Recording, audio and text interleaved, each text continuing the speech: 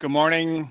Hello to everyone, and welcome to the Pitch Perfect webinar hosted by Export Development Canada.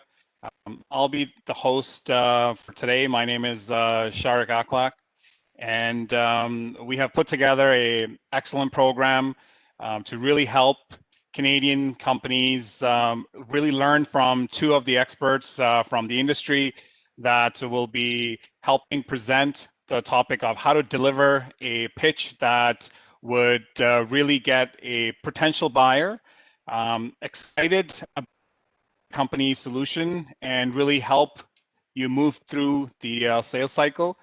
The program for today is very much built around delivering some key learnings from our experience at EDC, as well as from somebody from the industry to come to sort of help you lead through some of the key learnings.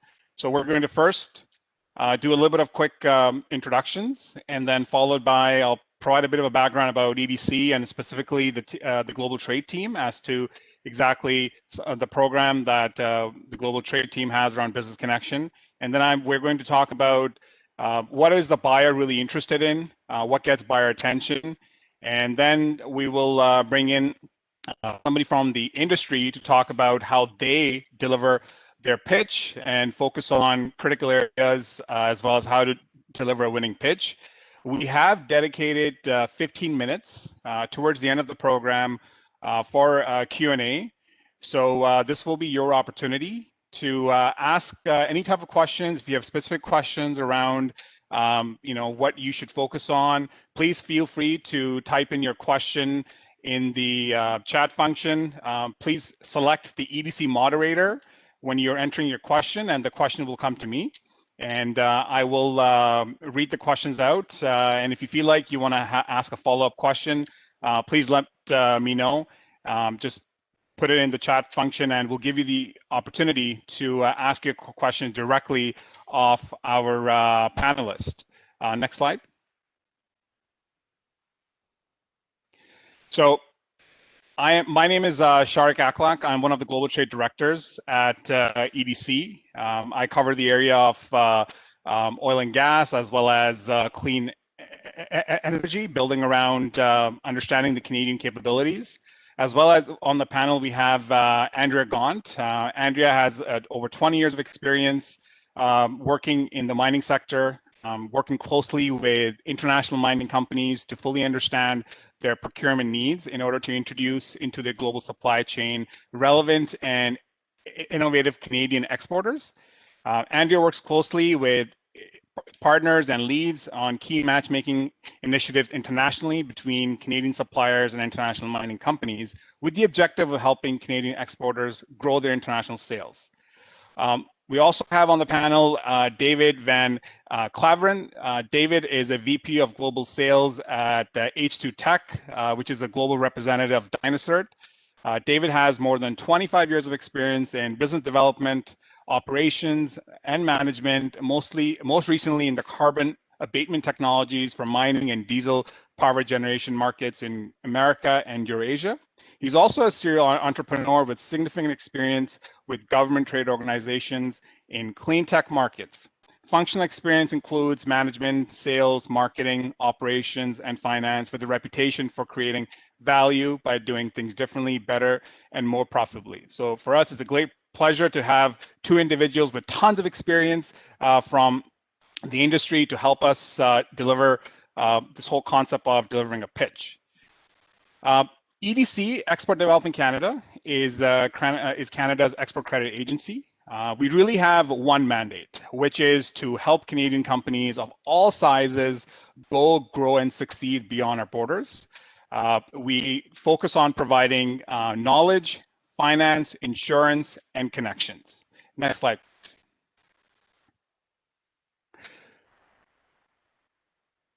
We support Canadian companies of all sizes, and recently, because of the pandemic, the Government of Canada also temporarily expanded EDC's mandate, allowing us to support all Canadian businesses during this challenging time, whether they sell internationally or within Canada, until the end of 2021. Next slide. So the particular focus for today, EDC has a program called Business Connection Program. And this is the program that allows EDC to build relationships with international companies on the basis of a financing program. And as part of this financing program, the international company agrees to engage with Andrea Gaunt and our other colleagues in different industry to share their procurement needs and their challenges. And this is where we get to introduce Canadian companies like Dynacert to these international companies to help them solve their challenges based on their business needs. Next slides. What differentiates the Business Connection Program is that we build deep strategic relationships with these international companies across various sectors, and we get to learn about their challenges, and then myself and my colleagues who understand the Canadian industry and have deep relationships with Canadian companies, we get to introduce these Canadian companies to the international buyers, and our ultimate goal is to identify opportunities for Canadian companies and help them get a contract. So at this point, without further ado, I would like to call upon my colleague, Andrea Gaunt, to really help us talk about, from her experience, what really catches the attention of a buyer. Andrea, over to you.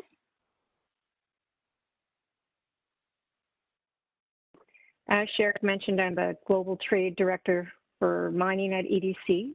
And I wanted to give a little bit of context to where my information is coming from that I'm sharing today. In my 10+ years working in various global trade roles at EDC, I have reviewed over thousands of one-page profiles used to get a pitch, and I've sat in on hundreds and hundreds of actual pitches. And so through that experience, I've seen a lot of what works and what doesn't work. But most importantly, I've heard from these clients over the years extensive feedback on what they're looking for from these suppliers in these presentations and how we can catch their attention. So I put together a few key points based on that. If you can please change the slide. Now, I think we're all aware that today's marketplace, being increasingly global, is incredibly competitive.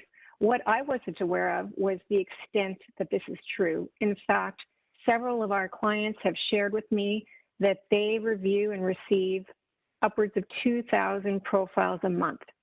So they're ongoingly experiencing supplier exhaustion, which effectively means they have a very short attention span.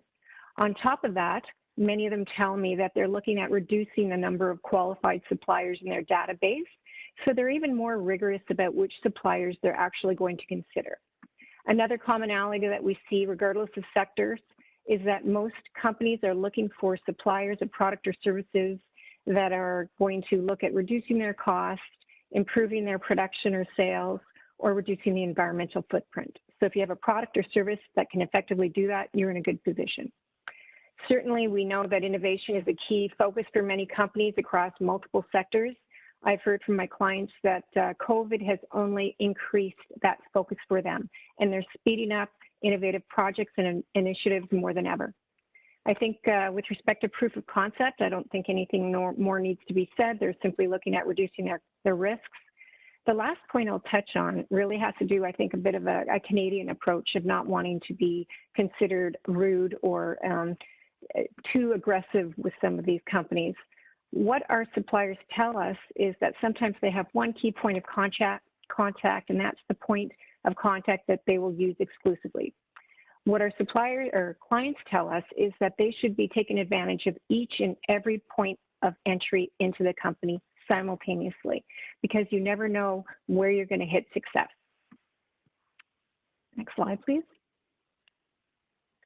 So ultimately, what is it that I've learned over all these years working in global trade is that a vast number of these suppliers are completely missing the mark in that they have far too much information and the wrong information. And unfortunately, I've seen time and time again exceptional suppliers that are being overlooked as a result. Next slide, please. Okay, so generally when I give feedback to suppliers, there's three general areas that I focus on. The first one is your one-page company profile that you use to try to gain a pitch. we're going to touch on that briefly today. The second point is the B2B pitch presentation. This is the main focus of today's webinar, where we're going to spend most of our time. And the third piece of feedback I tend to give is with respect to if you're submitting a bid or proposal. We're not going to touch on that today.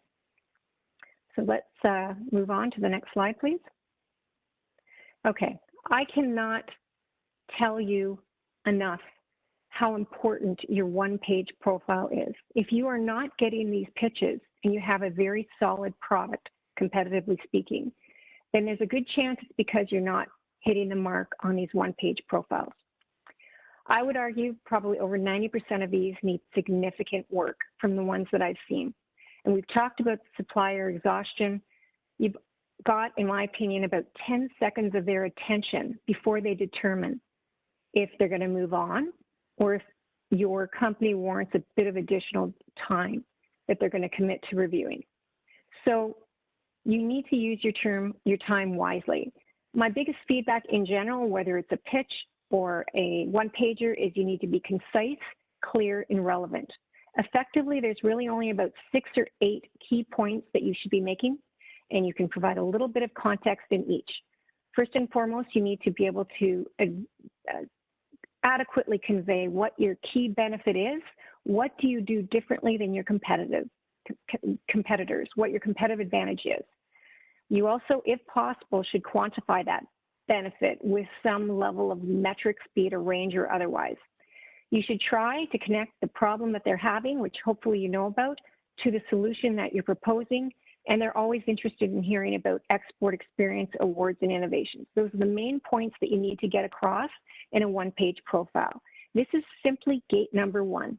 You can still provide additional detail and will provide additional detail if you're successful enough to land a pitch, but during this gate number 1, there's only a limited number of points you need to get across successfully. Next slide, please. Oh, all right.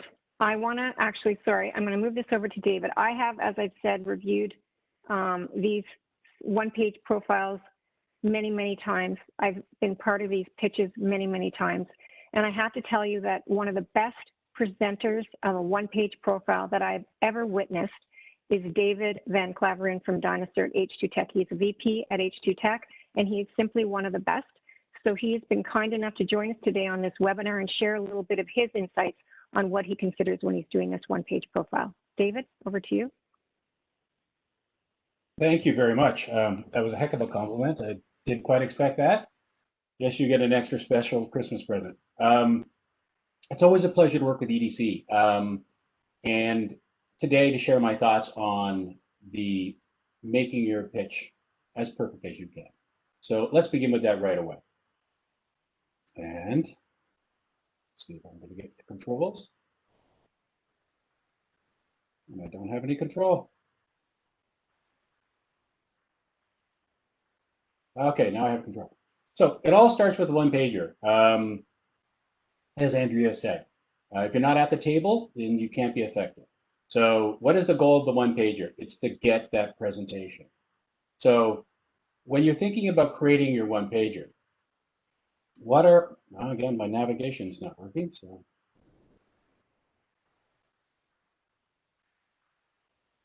Alicia, can you navigate for me? Because it appears that my navigation is not working. So when you think about putting together your one-pager, you need to put yourself in the mind of the customer. What are the 3 questions that they want? Next. Alicia, the 3 questions are, what is it your company, what does it do? Your products, your services, your people at work. Next is, what's in it for them?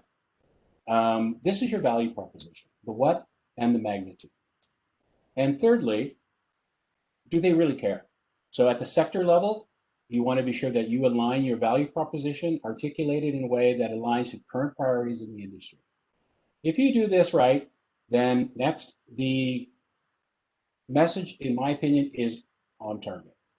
So with that in mind, you can't talk about the one-pager, next, without talking about how that leads to the presentation, the first presentation, which we will deal with later. But for now, I'm just going to touch on it from the point of view that Next. The presentation is going to build on your message from the one-pager from the point of view of trust. Do they trust your message? Do they trust your people? And do they trust, next, that you will deliver on your promise? So that you need to keep in mind when you're putting together your one-pager. Your presentation needs to be on trust. So, but let's talk about how you craft that one-pager. And crafting of the one-pager, of course, carries on into your presentation. It all starts with the customer 99. 99% of your message is really about them. Yes, you might say, wait a minute, this is my company overview. It's about me. It's about how your message aligns to their needs, wants, and priorities. And at the market sector level at this point. And if you are in multiple industries or sectors, you will want multiple one-pagers to address them specifically. The goal is to get the first presentation. So, as Andrea touched on, we want, let's call it lure level content. Less is more. Simple, specific, contextual, and meaningful. And let's look pro while we're doing it. You got to remember, I think Andrea said 2,000 companies approach these guys every month. You need to have noise buster thinking. Everybody's out there. How do you break through? Next. The other thing to consider with a one-pager, it stands in your stead. It's out there when you're not. It can be presented by EDC to a contact in your target company. It can go up, it can go down, it can go lateral.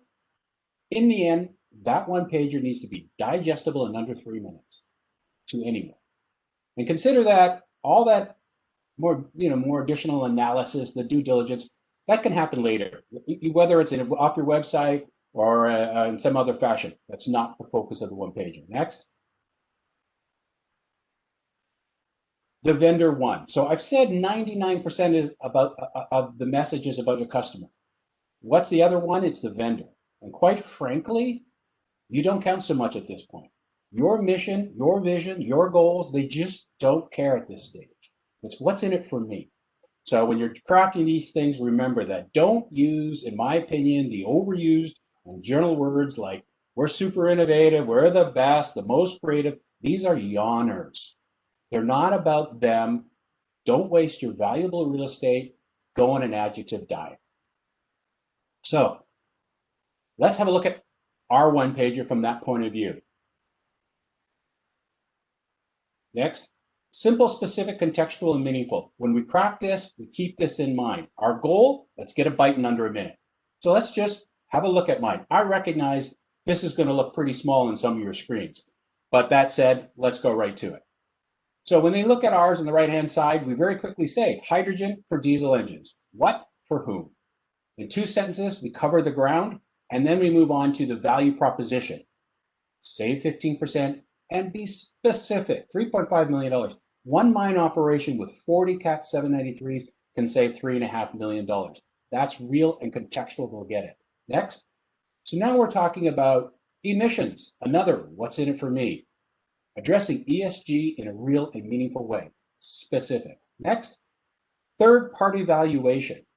Let's just say if somebody else validates it, you can believe it. Next. And we're now showing that we're in that space.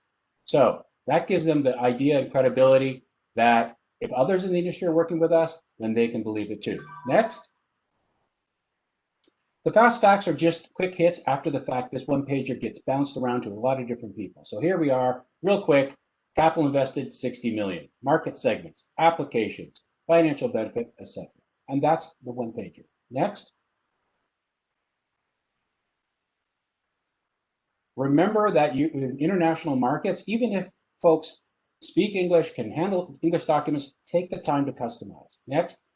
In this case, with the Canadian Embassy in Tokyo, I was invited to present my one-pager to see if I could get some meetings. They said, customize, they want to know who's talking. I did that in Japanese. Next. This unsung hero, the one-pager, resulted in a presentation in Marubeni last January. And by October, we had a very meaningful business opportunity with them. I'll talk about that later when I get back to the pitch and the presentation. That's fantastic. So let's go on to perfecting your pitch. If you are lucky enough to land a pitch, first off, congratulations. That is a definite milestone. A few things I wanted to share with you from the many pitches I've sat in on and the feedback I've received. The first one I want to stress is I cannot emphasize enough how important it is to get the right presenter to present. From my perspective, this individual needs to have two core skills. They need to be very effective communicator with strong business development skills, and they have to be able to have technical knowledge and be able to answer those technical questions. And by business development expertise, I'm simply meaning that they need to be able to convey a message very powerfully and capture the attention of the audience very quickly. This doesn't necessarily have to be the person that typically does this or the most senior person in the company. It should be the person that is going to be the most effective at presenting your key messages.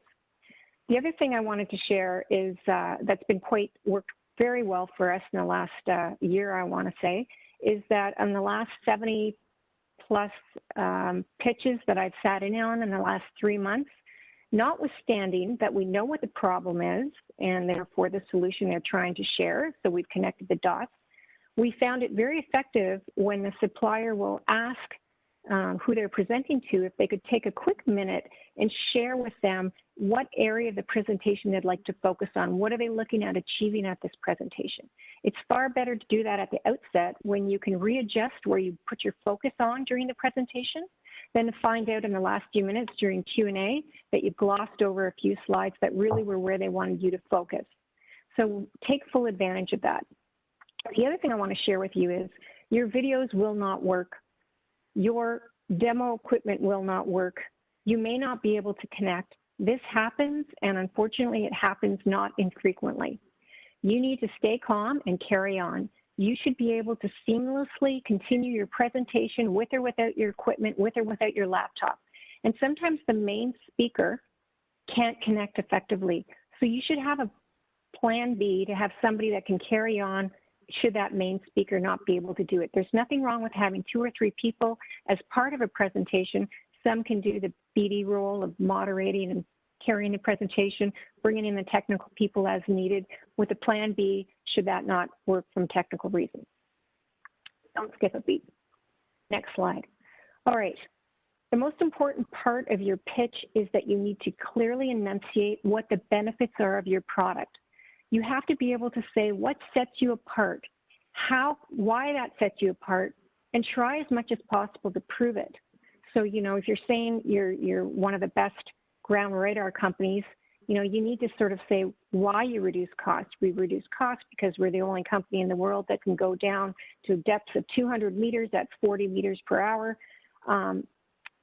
And try to quantify those benefits. So that might mean this, in general, saves 10 to 12% of time, which equates to most of our clients in a cost savings of 10 to 15%.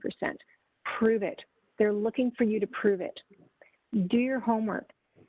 We've said it, David said it, connect the dots between what the client issue is and what your product's ability to solve that is. Past success is a powerful message. When we have done this lead-in asking them to identify which areas they want the supplier to focus on, most of the time they want to hear about use cases. They want to hear about past projects. They want to hear about how successful it's been with the clients. You don't always have to share. You might have not be able to share who your clients are, but you can share the results that you're getting. They really are focused on wanting to make sure that your technology works and it's working for other clients. I mean, especially in sectors like mining, where the costs and the risks if your technology doesn't work can be in the tens of millions of dollars a day. Local presence, you know, pretty much most regions that we deal in, they're looking to provide these contracts to local suppliers. Sometimes that's not possible. But if you can try to have a partnership with a local supplier or an agent or a distributor, that's going to solve a lot of the issues and concerns they may have with a foreign supplier. I will say, though, you have to do your homework. If you pick the wrong distributor distributor or agent, you may have to prematurely exit that market with no success, when picking the right one could mean a quick success. And leverage all the opportunities in order to understand who the best distributors and agents are. I found a great way is go to other suppliers, not competitors, but other suppliers who are successful in that region. Find out which ones have great agents or distributors. Reach out to them, ask questions, use your global affairs, your GAC, your senior trade commissioner. They can help you with that. But certainly boots on the ground, after sales support. They want to know that they don't have to deal with the time differences. They want to know that they don't have to deal with the language differences. So, you know, looking at a distributor and agent can address a lot of their concerns. Next slide, please. We've talked about you need to have somebody who's a strong BD person. You also need to have somebody who's able to answer technical questions. So you need to talk about your company's capacity and certifications. This is often a big concern. We try at EDC to get key decision makers on these pitch events. We try to get people that are able to understand what the need is. They're a key decision maker. They can ask technical questions. Fortunately, you'll be able to do the same. Generally speaking, we see that procurement folks are often later on in the process and often the rubber stampers. So you want to try to reach out to some of those end users and operational folks as much as possible. If you have an award, if you have a certification or a patent, brag about it. Make sure you mentioned it. We talked about distributor or an agent in order to address some of the concerns, language differences, cultural differences. That's obviously a key one, and they will help mitigate those risks to you. The other thing I found very useful, and I personally found this out the hard way, is to find out what the most effective means of communication is for your client. In North America, we use email quite extensively. I've learned in South America, where most of my clients are, this is not the preferred manner much of the time. In fact, they live on WhatsApp. So make sure that you, if they don't have a business card, which often they don't, ask for their cell number, because most of them are on WhatsApp, and you can try to reach out to them that way. In fact, my clients that I'm very, very connected with, in fact, I would even almost call them friends, I'll often send them a WhatsApp to let them know that I've sent them an email to make sure that they check their email. Next slide, please. What you shouldn't mention. Again, this is something I've seen time and time again. You don't need to go into, if you have a pitch, that's gate number 2. Okay, again, you don't have to download all the information, such as mission statement, value statement, the long history of the company, or all the management team bios. Having said that, you may have somebody on your team, a world-class technical expert. In that case, you certainly may want to leverage an individual in that scenario, but for the most part, you should avoid wasting your time on these areas. The last thing you should ever do is go on a product by product overview. That's the quickest way to lose their interest. You should know what their issue is, so hopefully you can direct it to maybe 1 or 2 key products. Certainly, you can tell them very quickly about the range of products and services you do, and should they perhaps indicate interest on another product, you should be able to seamlessly provide information in that area. Overall, again, they're looking for the general benefit, why, and prove it. Next slide, please. Be patient and persistent. In mining, it takes about 2 years to get a sale, and it takes regular follow-up after follow-up.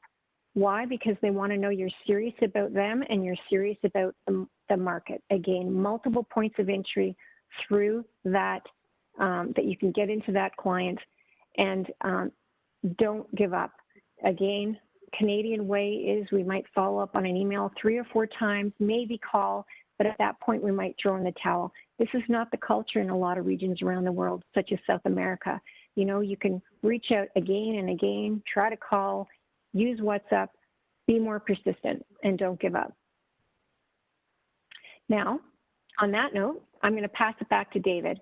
I've told you how brilliant he is on presenting his one-pager. I can tell you, I've also listened to him do the pitch several times, and he is even better at that. I've seen how clients react to him and how he hits on all the key messages, and the success speaks for himself. So David, I'll pass it back over to you, and if you could go through the process for the presentation, that would be appreciated. Excellent. Thank you very much, Andrea. You're setting a high bar for me, so I better be on my game. Okay, so let's move to the first presentation. Your effective one-pager has got you to this point, and now you're building on that. So you're building on that one-pager message, of course. In crafting your presentation, remember, design it in a way that can be presented in 8. I say 8, such an odd number. There will be times when you're invited to a conference and you could be involved in a speed date event. You're at a table and companies are coming every 10 minutes. A minute for hello, a minute for goodbye. You got to be doing your job in 8 minutes. And in most cases, certainly in how we do it, the close is the last 2 slides. You do not want to rush that. You don't want to run out of time. Know who you're presenting to and customize as feasible. And I'll talk a little bit about that in my next slide. Keep it simple, specific, contextual, and meaningful, just like you did your one-pager. In the end, we are hitting on the trust questions. Do they trust your message, the people, and your promise? So let me go through a few slides in our standard presentation, and I'll talk a little bit about how I crafted this presentation and present it. First up, I'm going to start with the first slide and the last slide are actually customized to a client case scenario. All the rest are my core presentation. So in this particular case, I'll bring up Codelco, a very large miner in Chile. And in fact, this is a client that we were introduced to through EDC, and we were successful. So this first slide has one purpose. I do it in 10 seconds. It's to capture their attention. When Codelco looks to the right and they see Chile and they see all those flags, they know that we know every mine they have, where it is. Catches their attention right away. In less than 10 seconds, I say, EDC and Global Affairs has introduced us to you in the marketplace. We attend trade shows in your industry, and here today we're now getting a chance to present. And that catches their attention right away. Custom slide 1. Now we're going to get into our core presentation. This first slide is meant to be like your one-pager. In one slide, I'm going to give them enough to catch your attention, know who we are and what's in it for them. And I like to design slides from the point of view of the presenter is presenting, not the presentation. It should complement what you're saying and nothing more, and build it that way, whether you're in an online format like this or you're in person. So in this particular case, in an 8-minute presentation, I will deliver this in 10 seconds. If it's more time on a B2B meeting and a little more relaxed, I can present this in a little bit more time, add a little more dimension. 10-second presentation, I'm going to say something as simple as this. Dynacert's a publicly traded company. It develops hydrogen technology for carbon emission reduction. That's it. It has 2 benefits: reduce carbon emissions and improve fuel economy. We're best in class. We've won lots of great awards, and we're validated by independent third parties. Done. I could take the same slide and add another level of dimension if I'm in a longer format. Very quickly, I get right to the value proposition. Again, I'm not spending any time on our history, our values, our mission, and all that stuff. It's just not relevant. We want to get them early. The particular presentation here is visual. Earnings up because costs are down. Carbon emissions are down. I speak to it depending on the circumstance in 10 seconds. I think you get the idea. 10 to 19% fuel savings, your earnings are going to go up. Addressing your carbon emissions, and we can get more specific about the details later, you're going to address your ESG priorities. So now I'm going to touch on the customization element. So that slide is core to our business, but this little touch is custom to Codelco. They operate Cat 793s. In this one little module, I'll change it for each and every customer. I take our value proposition and I quantify it right here. When I say to them, you're going to save 1,000 tons per year in CO2e and 100,000 in fuel for your Cat 793s, I have their attention. That is your chance to customize. Another thing I want to touch on is the use of media and video. It can be very powerful if it's done well. It can be a disaster if it's done poorly. So in this case, I do use a video. It's under 2 minutes. It's professionally shot. I'm going to play a few seconds, and then I'm going to talk a little bit about how to manage your media. So in this case, this is our video, assuming it will play. And it doesn't. And you need to be ready for that. Okay, here we go. Industry delivers carbon emission reduction technologies to the global marketplace. Introducing the award-winning hydrogen technology, delivering 2 key benefits to diesel engine users. 1, reduced emissions, and 2, an increased fuel economy. Hydrogen uses electrolysis. Okay, let's stop there. So this is in a way very quickly early on to give them an understanding a little bit more in a professional media way about the technology. But I want to remind you that, if I can get this to go to the next slide, there we go. After your presentation, everybody's going to want a copy of it. And so when you're creating your presentations, keep in mind that any video, if you do use it, is designed in a way that they can link off a PDF version of your presentation. So that video you saw on this particular page is the one we hand out afterwards, and they all want it. At that point, off the PDF, they hit that link, they go to the video, and by the way, we subtitled, or actually we voiced over that video in Japanese for this particular customer, and that's why I put this in.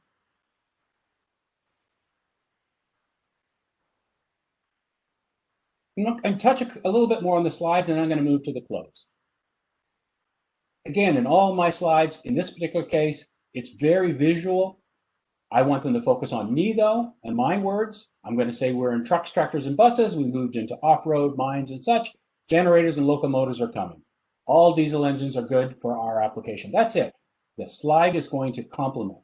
Just enough text when I PDF it, and I'm not there, they can still get that same message. So as I go through the presentation, I almost always come back to what's in it for me. In this particular case, the CAT 793. 170 liters an hour, they know what that means. 44 to 133,000 savings a year, that's impressive. An ROI in 5 to 8 months, and that's this entire slide. So the other thing that is, you can continue with the presentations. You can have a number of slides. This is the bulk of that presentation. It's just very visual, simple, driven, and focusing on me. But now I want to talk about as we build to the close. Andrea had said, nobody likes, well, first off, nobody likes to be first. Everybody wants to be first to be second. Quite a powerful thing. In our case, we were new to mining. It was a bit of a challenge to alleviate these concerns. And in this slide is where we do it. And this is have a very strategic purpose. So at this point, I will say to them, we are doing trials of our technology with a Canadian miner. An American miner, mining operation in Peru, 2 in Chile, 1 in Guyana, 2 in, come on, there we go, 2 in Brazil, 1 in Argentina, and 2 in Russia. I show a little ticker tape at the bottom of logos that they should recognize, and I'm creating an impression here. Quick segue, let me just pull off to something. Remember earlier in the one-pager I said EDC introduced us to some Japanese companies. They asked for a one-pager. That was in January of last year. That one-pager got us a presentation that got us a relationship as of October where Marubeni, multi-billion-dollar Japanese trading company, through a $3 billion construction and mining division, is now our partner in 7 countries. Started with that unsung hero of the one page. So back to my close. I want them to see this and start thinking, should I be one of those flags?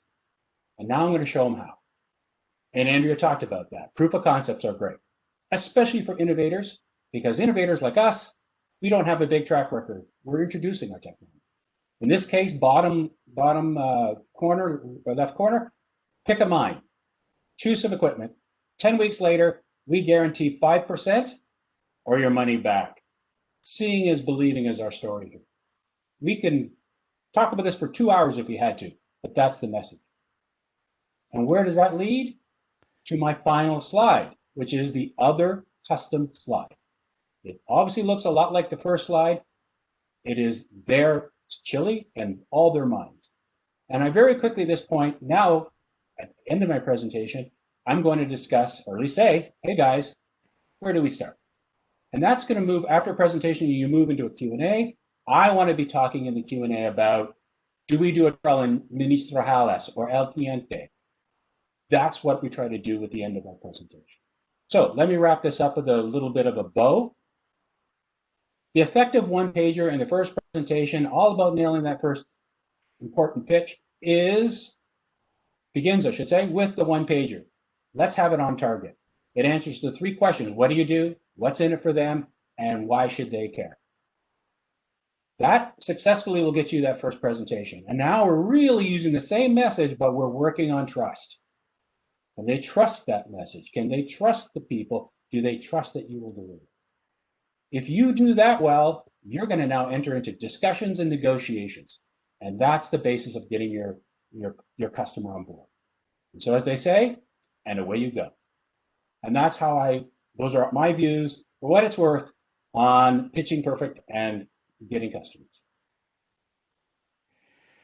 Thank you, David, and thank you to Andrea for that amazing presentation, which I thought was a perfect balance of bringing some lessons learned from all the experience that both of you have in the area of building the one-pager, as well as delivering the pitch to a company, as well as bringing, David, for you to bringing Dynacert's presentation. So really thank you for that. We do have couple of questions here that I'm going to start with asking. I just want to quickly remind the participants to, we've got some time dedicated here. We've got about 10 to 12 minutes to a Q&A session. So I would encourage you to, if you have any questions of David or Andrea, please use the chat function, or if you want to actually call in, let us know using the chat function, and we can definitely give you the option of even calling in directly to ask a question. So the first question we have over here is actually quite interesting. I've experienced that myself while participating in these B2B meetings. And maybe Andrea, you can take this one. So the question is, in the beginning of a B2B meeting, is it important to start the meeting by establishing some personal connection with the participants in the meeting, or do you recommend you directly go into your presentation and focus on that first, and then start building on a bit of the personal connection? So Andrea, over to you. Sure, that's a great question. And I think it depends on how much time you're allotted. We've had a number of B2B meetings that you have 10 minutes on. You can imagine that's not enough time. In that respect, I would say absolutely not. I would not be trying to establish the personal connection. Certainly you can take 15 seconds, no more than that. If you have more time, 20, 30 minutes, even 60 minutes, then absolutely you can spend it a little bit more time. The most important thing is, do you have enough time with the time allotted to convey the powerful messages that David has highlighted and the points you want to get across? At the same time, allowing a little bit of time for them to ask questions that they may have and have a bit of a robust discussion going. So I guess my answer is it depends on how much time you have. Great. David, here's a question for you. You talked about value proposition as part of your one-pager. Do you have some recommendations around what are the key elements somebody should include in a value proposition? And do you have a recommendation as to, what should be a length or the size of a value proposition? Okay, sure. Of course, any value proposition has to be genuinely aligned to what you do. But there, in the industry, there are different priorities at different times. So, for instance, in my marketplace, even though we have two significant value propositions, one is saving money, the other is addressing carbon emissions. But carbon emissions today, if you do your and when we do our research, we find that that is very topical. And not is it only topical, how topical. So ESG, environmental and social and governance for organizations may have different priorities at different times. We'll identify that priority in the industry of mining, for instance. We then align, we get very clear how our product associates or delivers on that industry desired value proposition. It should be short, sweet, and contextual. You know, everybody wants to reduce greenhouse gases, particularly in mining. We can help in this way, 50%. We can be more specific as we get into it. Short, sweet, and on the money. Thanks, David. The next question, and either you can take this question, it's around deciding between a fine balance of maintaining the presentation technical versus commercial. I know, David, in your presentation, you did cover a little bit on the features of Dynacert, and then you talked about the reduction in emissions. So how do you determine what is the right balance of maintaining, the technical content versus the commercial content in your presentation? Okay, so it starts with a little bit of work, and that's research. Know who you're talking to, know your audience before you speak to your audience. If my audience is procurement, or my audience is senior operations, that's different than if my audience, happens to be engineering or health and safety or something. You often will make the same presentation to different people in an organization, and they have different interests in terms of what you will say. So again, to my presentation, you'll see I keep it very visual, and a lot of the content is in my mind. So if I'm talking, I make the decision on who I'm speaking with to answer your question. If I'm at the initial stages, I keep the technical very, very light and low. I keep the commercial very high and in the forefront. And of course, somebody in that room in the Q&A might come back and say, I'm the engineer for such and such. Tell me a little about this hydrogen thing. Well, then I address the technical aspect. So you know your audience, speak to them in that way, and weight it commercial, technical on that basis. So what you're saying is do your homework, Sure. look them up. Sorry, go ahead, Andrea. Sorry to interrupt. I was just going to add, those are fantastic points, David, but it also lends itself to why it's important before you start the presentation to take the 30 or 60 seconds. We're supposed to be customer-centric. Suppliers certainly should be. Don't assume what your customers want you to talk about, or your prospects, I should say. Ask them. And they will tell you what the objectives are if you ask them of this meeting, what they want you to cover and what they want you to focus on, and you can gauge your presentation accordingly. So to David's point, it depends on who you're presenting to, what their focus will be, but try to get that at the outset so you can then reformat your presentation in your mind on where your focus points and weight should be added. Great. This question is for Andrea, I believe. So Andrea, in your presentation, you talked about follow-up. You said, don't give up, be persistent. The fact that you worked globally with companies across the different industries, can you share some strategies and how to adjust those strategies when doing follow-up versus in Latin America, or let's say doing follow-up in Australia, different parts of the regions? How do you sort of build your follow-up strategy based on the country or the region you're trying to sort of expand into? That's a great question. I mean, first off, at EDC, we have a slightly different relationship than, say, a supplier presenting or trying to get to a prospect. We have a financing relationship that could be upwards of $1 billion with this company, such as Codelco or BHP. Therefore, it's a slightly different dynamic. Having said that, I think that it's important to leverage all your resources. So whether it's Global Affairs Canada, the Trade Commissioner, your sector associations, trying to understand what the cultural differences are with your target client. Certainly from my perspective, as I've said, I have struggled to try to determine what the best communication style. And I have to say, for some of them, it may be, or many of them, I should say, it's WhatsApp, and they'll share that with you. But I'll have other clients in Chile that aren't even on WhatsApp. So you really need to ask around what the best communication style is.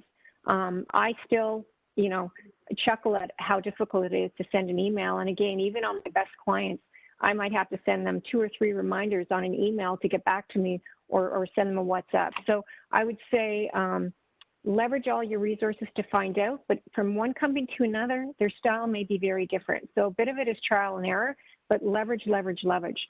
David actually is very good at follow-up. David, you might want to comment on this one. So I guess I'll comment on a couple points of view. I'm going to agree with you, surprise, that working with local partners and entities in country is invaluable in terms of deciding how you communicate. So again, EDC Global Affairs, Trade Commissioner, associations in our case, the Mining Supply Trade Association, they are in market and have been often for a long period of time, and they can tell you the best way to communicate. And in fact, I one of my first presentations I had in Argentina, again, it was in the embassy to a host of companies. I was told early on, don't go into your presentation until you build some personal rapport with that audience. So before I did my communication, I did a 5-minute or 2 or 3 minute story about myself and my family, and that connected with them. A different country wouldn't work so well. So I agree with you. It's really important to tap into your local resources, and then you'll understand better from both a country perspective how to communicate and follow up, and also at a company specific basis, and use all the tools available. Again, WhatsApp, so forth and so on. You look up my name in the dictionary, you might see a few things. One of them will be persistence, and so in your communications, yes, persistence is key. I'm going to add in your communications, notwithstanding what we know, each country is a little bit different. When you do communicate, add value every time. Don't just go back with the same thing. It's going to bug somebody. So be persistent, stay in touch, be diligent, but add value somehow every point of contact. At some point, usually around 12 points of contact, they're going to say, I want to do business with that person. And that is essential. So your communication should consider these things. Great. Thanks, Dave. Sorry, Andrew, go ahead. Sorry. The one thing I was going to add on this whole understanding your culture and leveraging all these resources available to you. One thing that was shared with me years ago by a supplier in Northern Ontario that's very successful in Mexico was that in Mexico, the culture is they don't say no. So you really have to manage your expectations when you're selling or presenting to a prospect, because you might get the false perception that they're very interested in your product. They haven't said no. They seem very keen to go to the next step. So that's a bit of a cultural difference from what was shared to me in Mexico. So going into that market, you'd be under the impression that when you hear no, you have to, again, manage your expectations accordingly and proceed accordingly. Be persistent, but if you hear yes, doesn't mean it's a yes. Awesome. Thank you, Andrea. And this is probably the last question. Somebody sent this in where, David, they saw your passion and how credible you were in your presentation. So the question is around in a virtual world, can you sort of talk a little bit about how are you able to sort of deliver that passion and that knowledge credibly, in this world, and as well as how do you determine what is that sort of the right balance, versus passion and versus sort of going a little bit overboard. So something for you to sort of provide some feedback. Okay, so you look my name up in the dictionary. Beside persistence, you're going to find passionate. You have to be intelligent about that, though. I am naturally a very passionate person. I'm aware that in some cultures, in some places, that passion is really going to track. I'm back to Argentina. My passion meter, I go all the way to my 100. But when I'm working in Japan, I go much lower, like 30% on the passion meter, because that's not their culture. They can be distracted by it. So you need to really hone in based on your audience where your passion is most, appropriate. But in the end, people want to work with the company and the person representing that company as much as anything. We're back to the trust. Trust the message, trust the people, and then you trust whether they believe you will deliver. Passion is a subtext to that trust. If you're passionate, people believe you're truthful. If you're passionate, they translate that into a promise that you're going to keep. So I always look, whether it's in a virtual world, to the first part of your question, and communicating that passion as well as I can into the degree that is appropriate.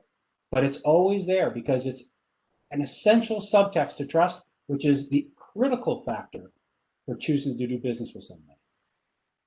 Got it. So passion and know your client seems like two things, David, you seem to be a firm believer in. Yeah, I would say so, for sure. Great. At this point, I just want to quickly check. Andrea, is there something you would like to further add before I wrap it up? No, I think we're good. Great. I just want to quickly really say, you know, a lot of thanks to David and Andrea for really bringing their years of experience in around BD, especially on the international front, and helping us understand what are the key elements around building a one-pager, as well as building your presentation and how really to be effective in delivering that presentation. I just want to let everyone know that we will be sharing the slides as well as a recording of our webinar today with all the participants as well as everyone who registered. I encourage you to go to edc.ca to learn more about EDC. And if you're already an existing EDC customer, reach out to your account manager if you have any questions or if you're looking for additional support for the EDC. So again, thank you to everyone for participating in our webinar, and we hope this was of value to you. Thank you.